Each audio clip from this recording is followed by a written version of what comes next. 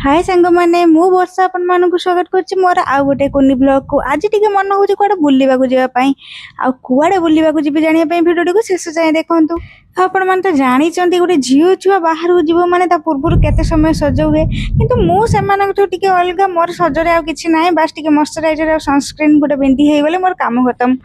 आ ये होची मो डेली लाइफ रो सब इम्पोर्टेंट पार्ट आ या बिना तो मो घर ही बाहर बाहरेनी माने ये जो खरा होची एठी कोन बिना सनस्क्रीन ले घर बाहर को बाहरी होबो की आ ये जो सनस्क्रीन एको लगे साला पर मते कोनोसी मेकअप रो दरकार पड़नी ये एमिति ही चेहरा को ग्लो दे दिए गोटे थोड़ा यूज रे मु यार पूरा फैन हे गली आ एटा भाबंतुनी लिपस्टिक बोली एटा लिपस्टिक नु लिप बाम टा टिके टिन वाला आ एति रे ही मोर काम चल जा गोटे झील जिते भी कॉस्टली मेकअप नहीं था गोटे बिंदी ताकू जति सुंदरता दबो कौन सी प्रोडक्ट दे परिबनी आ बिंदी लगे साला परे मु को भलिया देखा होची मते कमेंट रे जणांतु। चलो बहुत हे गला सजबाज एबे चलंतु जिबा हम डेस्टिनेशन को माने मु जो जगह कथा वीडियो आरंभ रु कहितली आ सेईटा होची ऑस्ट्रेलिया ले थिबा मां लक्ष्मी मंदिर आ मंदिर नुएटा एटा कहियो बोले भूपृष्ठर स्वर्ग